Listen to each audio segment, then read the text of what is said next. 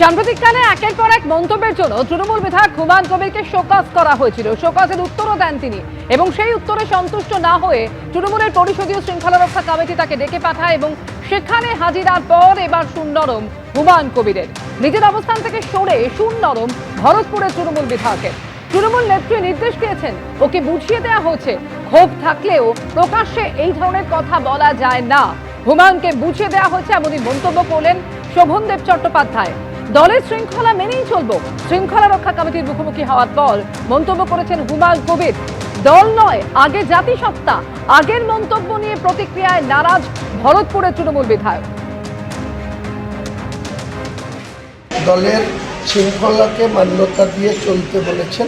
আমি বলেছি আগামী দিনে নিশ্চয়ই চেষ্টা করব আমাদের দলের নেত্রী মমতা বন্দ্যোপাধ্যায় এবং যে ডিসিপ্লিনারি কমিটি, সেই কমিটিকে সম্মান দিয়ে মান্যতা দিয়ে আমি আগামী দিনে চলব।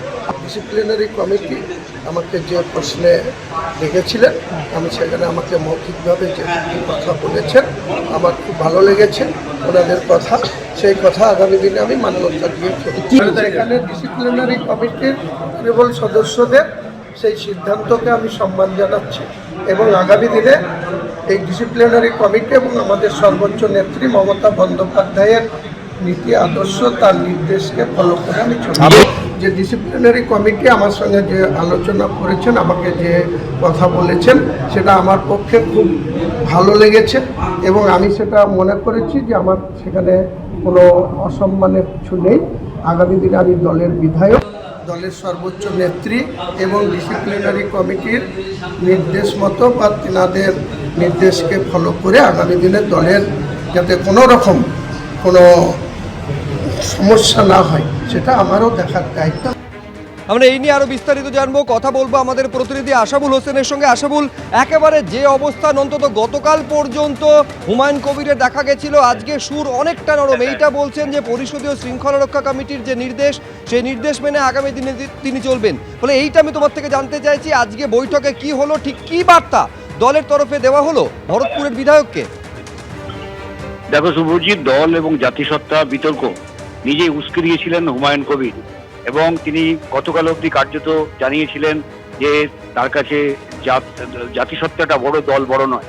কিন্তু আজকে শৃঙ্খলা রক্ষা কমিটি তাকে বৈঠকে ডেকেছিল এবং সেখানে তিনি সশরীরে হাজির ছিলেন এবং সেখানে কিন্তু পুরোপুরি তিনি উল্টো সুর তার অবস্থান থেকে তিনি 180 ডিগ্রি সরে গিয়েছেন এবং তিনি জানিয়েছেন যে শৃঙ্খলা রক্ষা কমিটির কাছে যে তিনি দলের সমস্ত নির্দেশ মেনে চলবেন এবং তৃণমূলের শীর্ষ নেত্রী মমতা বন্দ্যোপাধ্যায়ের সর্বধর্মের যে আদর্শ, সেই আদর্শটাই তিনি মেনে চলবেন এবং তার অবস্থান থেকে তিনি সরে আসছেন এবং আগামী দিনে যাতে তিনি প্রকাশ্যে এই ধরনের বিতর্ক না করেন সে ব্যাপারেও কিন্তু শৃঙ্খলা রক্ষা কমিটি তাকে সতর্ক করে দিয়েছে এবং তিনি সেটা মাথা পেতে নিয়েছেন।